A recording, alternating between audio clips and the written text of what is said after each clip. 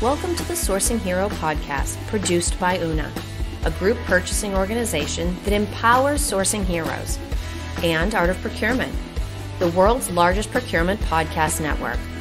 I'm your host, Kelly Barner. The goal of the Sourcing Hero podcast is to capture the epic stories of people who are rising up and beating the odds to create exceptional value within procurement, directly from those heroes themselves. Today, my guest here on the Sourcing Hero podcast is Kris Lance.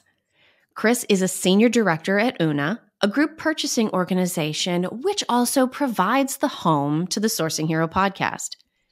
Kris joins me once a month to tackle a current news story or topic of interest from his own point of view, and we always learn something during those conversations. So, hi, Kris. Thank you so much for being back with me. Hey, Kelly. How are you? I am doing great. And I'm looking forward to this conversation. You and I were chatting before I hit record. This is going to be a great learning opportunity for me, as much as I'm sure it will be for the listening audience. This is something super critical and big that was not on my radar screen. So we're going to start with a little bit more sort of background than maybe we typically would. Today, we're going to talk through FedNow. Don't worry if you hadn't heard about it. We're going to get you all caught up, as well as central bank digital currencies. We get to add a new acronym to our language, CBDC.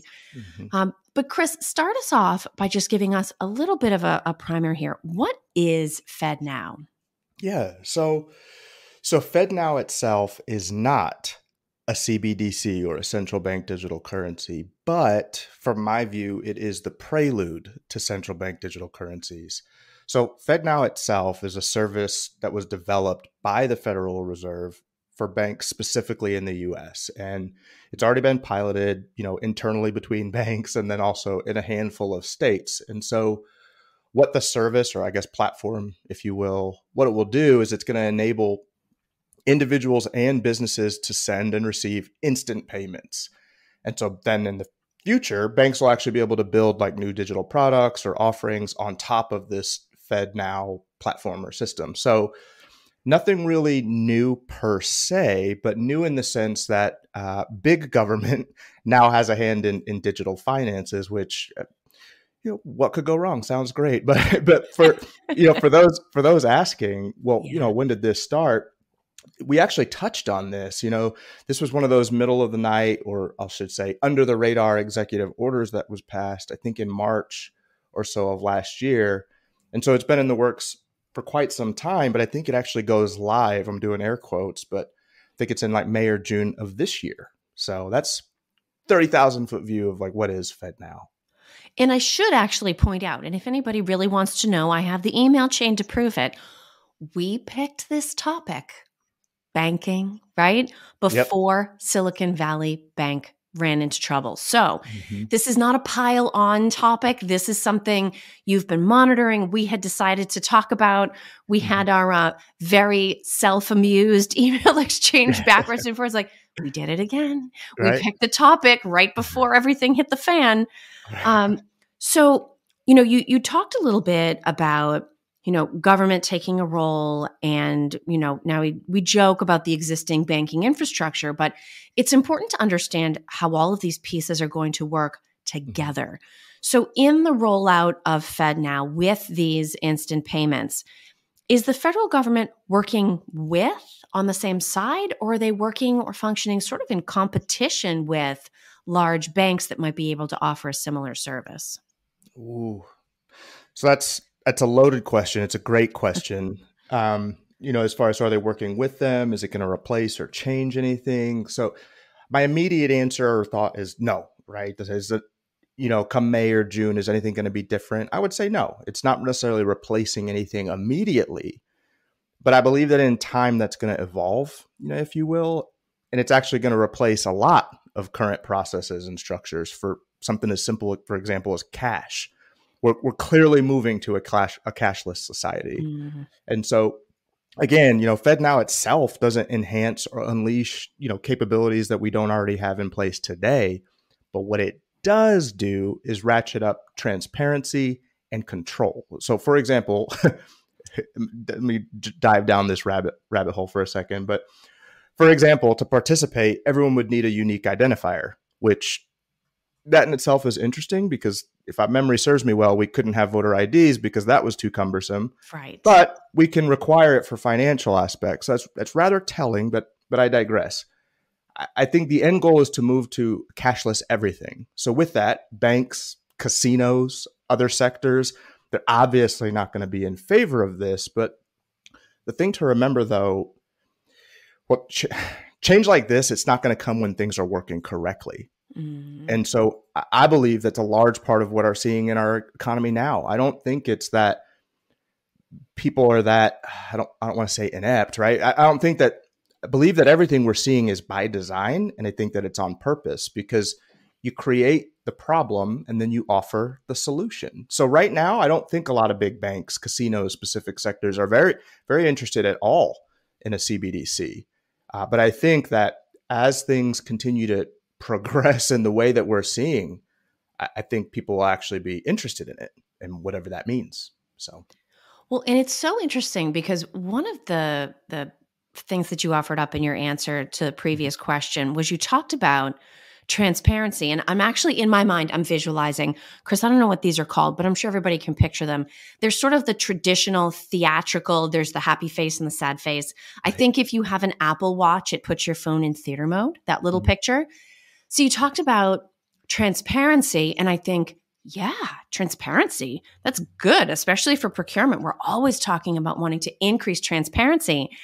And then the other shoe drops and like, well, yes, transparency does lead to understanding, but it also creates the circumstances in which large entities can seize control.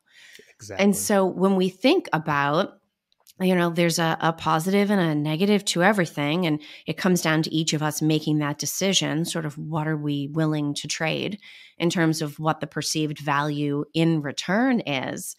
Moving to a straight digital currency, as much as we might say as individual consumers, well, yeah, I carry a little bit of cash for this and that, but mostly I'm making digital payments.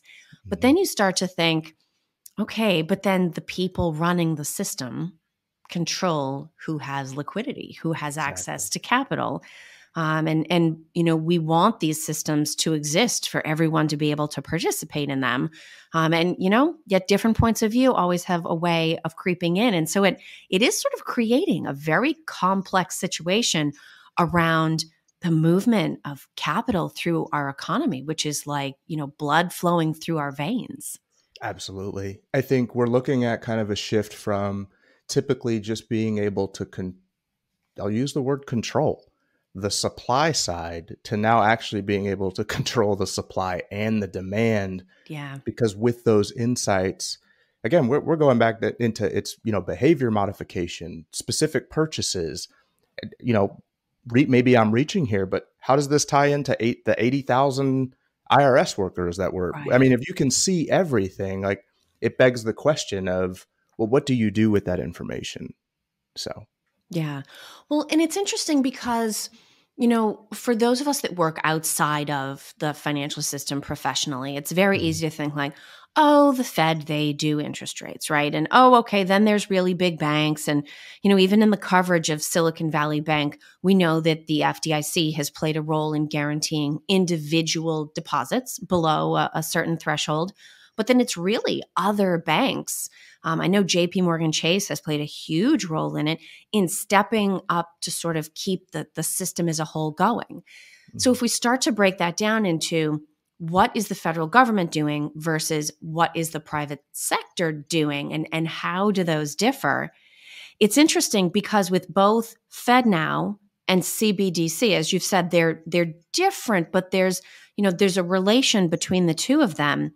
Mm-hmm. In the case of both, there's a lot of discussion around what's being called the retail option. And now I'm doing air quotes, the retail option, which means that, the Fed, for instance, is not just financing banks. They're not just financing the federal government.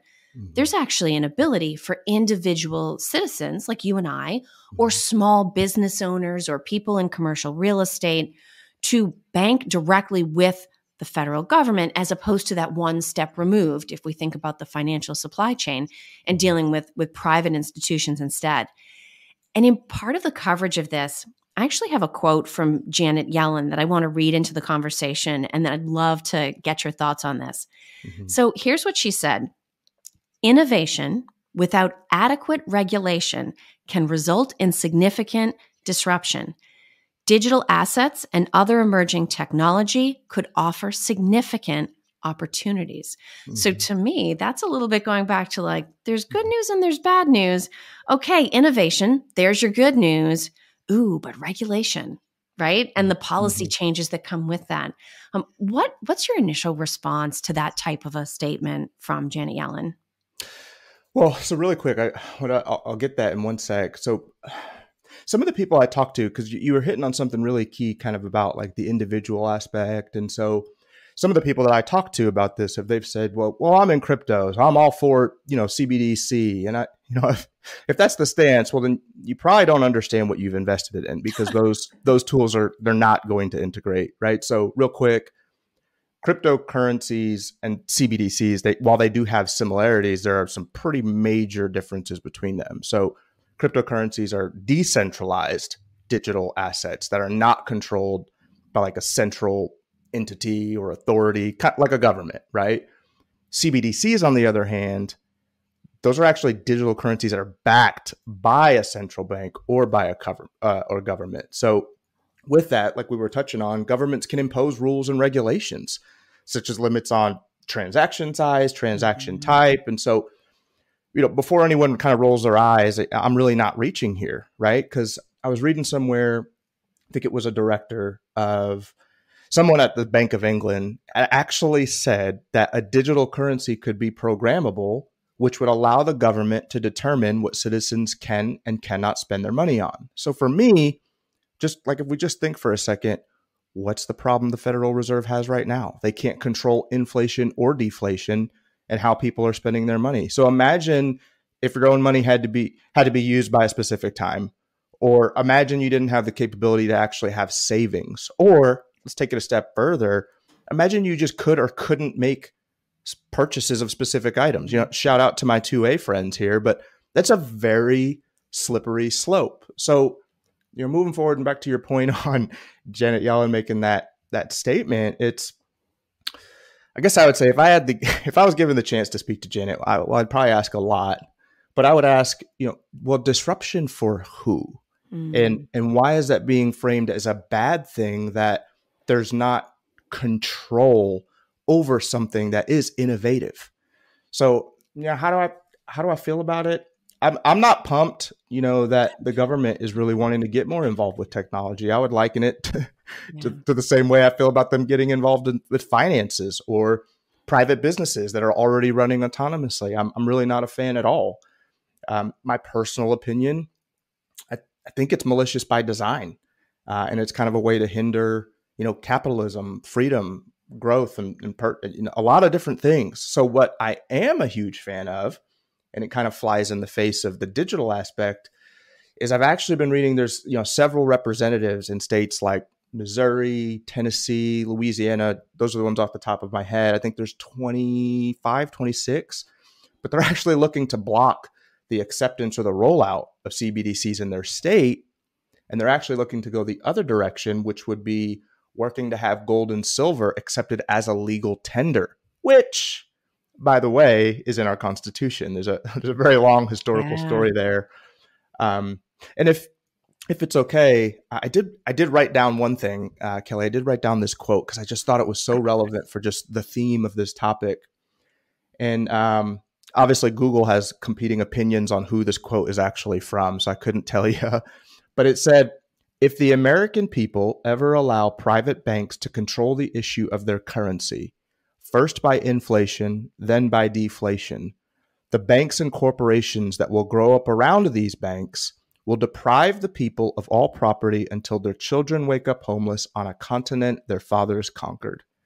And I'm just like, man, wow. If you combine that with the executive orders that nobody's voting on, you combine this with the already immense power that these banks have, And now we're talking about another layer of transparency. It's just, my goodness, such wisdom in those words from ages ago, you know? Well, and the thing that's interesting, and Kris, my kids are a little older than yours, so this is word to the wise, right? I'm sure they will have invented something better by the time your kids get to this point. But I'm sure other listeners may have kids or family members or friends with this. There is a wonderful thing called a green light card. You may have seen commercials. It's basically like a preloaded debit card where I have the app on my phone. They all have a physical card, but they also have like an app in their phone. And when they go spend money, like bless his heart, my 13-year-old son, oh, I see Tim has just spent $7.16 at 7-Eleven, right? Mm-hmm. That's the transparency. Now, Right. here's the control that goes with it. Just like you were saying, I can set up my app so that he must save a certain percentage, or he can't use any of the money at a certain type of establishment or on services, right? Like, okay, he can't use the green light card to go pay for a tattoo. Not that that's legal anyway, but right. That it's possible to have that control. So if the mechanism already exists within the banking system, and at least now we're mercifully, and I think appropriately, using it for children. I know I certainly don't want to be subject to that system, but it is a little bit ominous that we're talking about the potential of some of these things to maybe be used for things other than the common good. But the fact of the matter is, they're already out there. It's just that somebody needs to decide to implement them on a federal and adult scale. Exactly. It really is, you know, with great power comes great responsibility. And it's just, you know, fingers and toes crossed that the power that comes with this is wielded in the best interest of our country on a grand scale and on an individual level, rather than utilizing it for the best interest of maybe other specific individuals or parties or things of that nature. Because yeah, you nailed it. I mean, the technology is already there. Yeah. It's just going to be applied not to our children, but to us as citizens. And what does that mean? What does that look like? It's just, I mean, something as simple as now taxes would have to be dramatically different, right? That's If it's a digital currency. And so, yeah, what a tangled web we weave. So now here's what I hope. I hope that the conversation is one that we are all adult enough to have as a community, right? Because I learned in prepping for this episode with you, and I'm sure people listening in are learning about this. And first of all, first homework assignment, go read up on it on your own, right? We all need to keep adding to our own understanding to come to the conversation. But I hope that we can ask questions. I hope we can receive different points of view, figure out our own philosophy on things, and be allowed to individually make decisions about whether or not we think it's a good idea. Which actually brings me to my last question for you. And you and I always do something sort of a little bit fun and aspirational, because we've gotten to talk about sort of the traditional sourcing hero close question. But I want to ask you about courage. You know, sometimes situations and times such as these require small communities, require individuals to stand up to the giant in the room and sort of at least bring an altering point of view to light. And I think that takes a lot of courage. I consider myself just a regular person.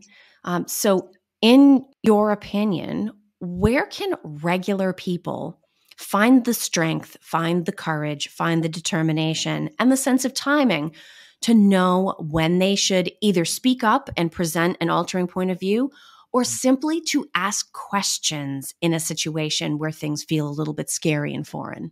Ooh, yeah. So I would say above all, it shouldn't ever, this is just my opinion, but it should never come from external forces or factors, right? I think it's really, so first of all, it's really tough to do, whether that's a work context around leadership or around personal convictions and you know, at home in difficult conversations. And I think what it comes down to is sticking to your core values and your belief system. So regardless of what you believe, we're not here to discuss that today, but I think it needs to be tied to your spirit or your morals of what's telling you you should do and really allow that to guide you. I think where it gets difficult, though, is where people start wavering. You can't waver on those things, in my opinion. To your point, Kelly, I think that's actually what makes this country incredible. I think for the longest time, at least, the ability to disagree while being so strong in your stance, but making room for others. I think that's what we were founded on, right? Now, the decline, in my opinion, is what we're seeing is, certain viewpoints are being stifled or making people fearful, whether that's for their jobs, their lives, their families, just for speaking honestly. I'll tell you, it's something I'm actually working on myself. We've joked about it, but I'm slowly trying to find my courage to whittle away at this do not say list, and find my voice. And if you believe that and you're passionate about it, then speak to it.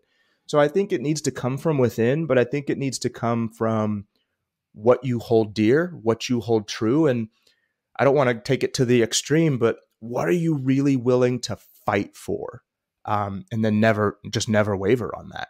So, because in a quote that comes to mind for me, if you stand for nothing, you will fall for anything. Thank you, Alexander Hamilton. There you go. It's a great quote. Excellent. Well, yet another excellent conversation, Kris. We just keep pushing ourselves, and I always learn so much. If people have listened in and like hearing a different point of view, like learning about new topics, how would you suggest that people get in touch with you or connect? Well, so I am on LinkedIn. It's actually the only social media I have. So you can find me. It's Kris with a K, Kris Lance. Additionally, though, you can reach me at kris@una.com, or you could visit our website. It's una.com. And if you go to kind of about us, you can, I think my face is out there. You can press on it and it can route you to me that way too. So excellent. Well, thank you so much for being back, Kris. Always a pleasure, Kelly. Thank you for listening to this episode of the Sourcing Hero podcast. Join us again next time for more true stories of sourcing and business heroism performed by your colleagues and peers. Look for the Sourcing Hero wherever you get your podcasts, and don't forget to subscribe. Finally, don't forget, sourcing heroism is taking place all around us every day. Keep your eyes open and you're bound to see it. Until next time, I'm your host, Kelly Barner. Stay well and always remember that you can be a hero too.